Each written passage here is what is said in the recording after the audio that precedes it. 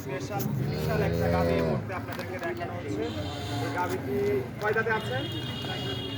4 দাঁত হচ্ছে। বাচ্চা আছে সঙ্গে সঙ্গে বকনা বাচ্চা।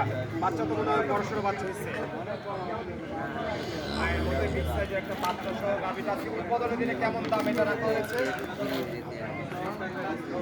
4,80,000 টাকা। বিক্রি হবে কত?